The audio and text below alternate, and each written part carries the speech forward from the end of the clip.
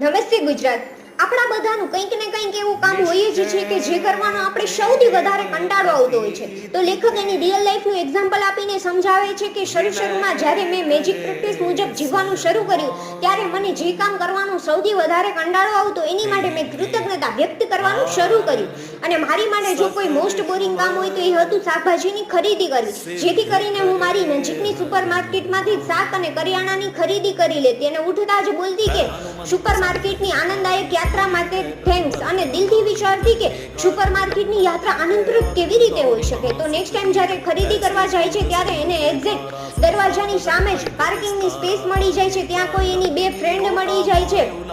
અને એ લોકો સાથે જમે છે અને ખૂબ મસ્તી મજાક કરે છે અને વાતમાં એની કોઈ ફ્રેન્ડ એને કામવાળી શોધી આપે છે જેની ખોજ લેખકને ઘણા ટાઈમથી હોય છે અને લિસ્ટ મુજબ બધી જ વસ્તુ એને સુપર માર્કેટમાંથી મળી જાય છે અને પેમેન્ટ સમયે એક